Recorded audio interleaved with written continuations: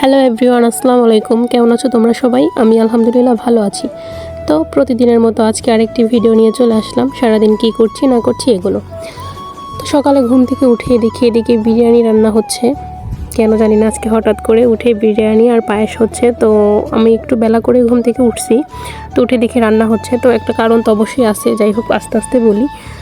ঘুম থেকে উঠেই ফ্রেশ হয়ে আগে বিরিয়ানি রান্না হয়েছে যখন, তাহলে তো আগে খেয়ে নিতে হবে। তো এক প্লেট বিরিয়ানি নিয়ে খেতে বসে গেলাম। খেয়ে ফুল প্লেট শেষ করে ফেলছি দেখেন।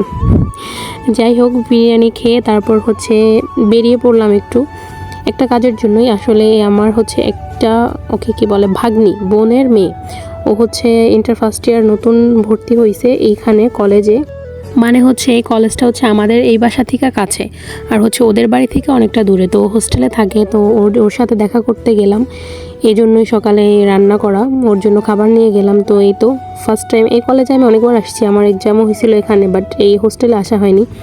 তো চলে আসলাম কলেজে। তো এই তো আমাদের ভাগ্নি লামিয়া, তো ওকে ফোন করলাম, ও এসে নিয়ে গেল। আসলে হোস্টেলে তো আগে পরে যায়নি, এই জন্য চিনি না। এটা ওদের হোস্টেল। যাক, মোটামুটি ভালো ছিল। তবে বাসা আর হোস্টেল এটা তো আকাশ পাতাল পার্থক্য। কারণ বাসা তো বাসা আর হোস্টেল তো হোস্টেল, তাই না? এই যে এইটুকু রুমের মধ্যে 6 জন না 7 জন মানুষ থাকে, 7টা মেয়ে থাকে। তার মধ্যে এই যে ও যে বেডে থাকে, এই যে আব্দুল্লাহ আর সাইমা যে বেডে শুয়ে আছে, মানে ও গিয়েই বোনের বেডে শুয়ে পড়ছে।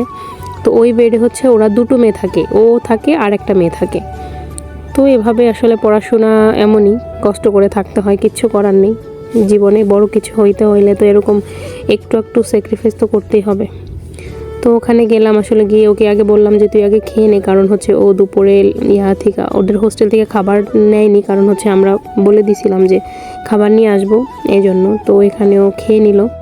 আমরাই বললাম যে আমাদের সামনে খেয়ে নে, তারপর আমরা যাব। তো আমরা আরও কিছুক্ষণ থাকতাম, কিন্তু এই যে দুই পিচ্চি কোথাও যাওয়ার জন্য পাগল হয়, আসার জন্য পাগল হয়। একটু দাঁড়াতে দিচ্ছিল না, বারবার বলতেছিল চলো যাই চলো যাই। তো কী আর করার আছে, চলে আসলাম, কিছু তো করার নেই। তো লামিয়া বলছিল যে আর একটু থাকো, কিন্তু কিছু উপায় নেই। ওরা একটু থাকতে দিচ্ছিল না, রুমের মধ্যে আরও মেয়ের আছে, ওরা হয়তো বিরক্ত হবে, তাই চলে আসলাম বেরিয়ে।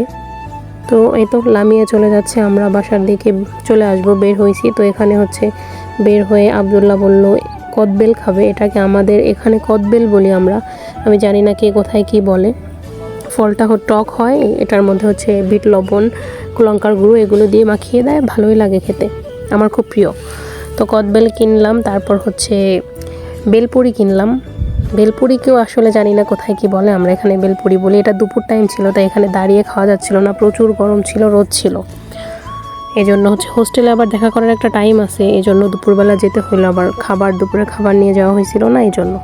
তো এখান থেকে বেলপুরিওয়ালা মামা শুধু আমাদের আলাদা আলাদা করে প্যাকেট করে দিল, আমরা বাসায় এসে নিজেরা বানিয়ে খেলাম। তো বেলপুরি মামা একটু ভুল করছে, এটা সসের মধ্যে অনেক লঙ্কা গুঁড়ো দিয়ে দিছে, আসলে প্রচুর প্রচুর ঝাল হয়েছিল।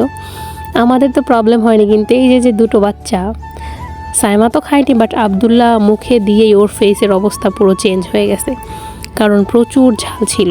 তারপর ওকে সব কিছু সরিয়ে শুধু ওটাকে কি বলে যে ভাজাটা শুধু গোল, ওটাই শুধু দিলাম, ওটাই খেলো, কারণ প্রচুর প্রচুর ঝাল ছিল। দেখেন দেখতে কত লোভনীয়, কিন্তু খেতেও ভালো, বাট প্রচুর ঝাল ছিল, ব্যাস এইটুকুই। যাই হোক, দেখতে দেখতে দুপুরটা প্রায় পারি করে ফেললাম। তো বাহিরে ছিলাম, তারপর বাসায় আসলাম। এইদিকে বেলপুরি খাওয়া শেষ হওয়ার পরে নাইম এসে এখানে একটু খেতে বসলো, কিন্তু আসলে ওকে আব্দুল্লাহ আর সাইমা খেতেই দিচ্ছিল না। ওর ঘাড়ের উপর উঠে, মাথার উপর উঠে ফাজলামি করতেছিল, ঠিক আছে, কিন্তু ওর এতে কোনো প্রবলেম নেই। ভাই বোন না, একে বলে ভাই বোনের ভালোবাসা। আমি ওদেরকে বারণ করছিলাম বারবার যে ভাইয়াকে খেতে দাও, কিন্তু ও বলতেছিল যে না থাক, চিল কোনো ব্যাপার না, ভাই বোন থাকলে এরকম হয়, যাও তুমি যদি খাইতে পারো, আমার কি প্রবলেম। এই আর কি, এখানে ওরা খুব মজা করছিল। তো আমি এখান থেকে একটু ভিডিও ক্লিপ নিলাম। আসলে বাচ্চারা থাকলে বাসায় পরিস্থিতি যতটাই খারাপ হোক, কিন্তু মন ভালো রাখার জন্য অন্য কোনো কারণের প্রয়োজন হয় না। এদের দেখে এত ভালো লাগছিল, তাই একটু ভিডিও করলাম।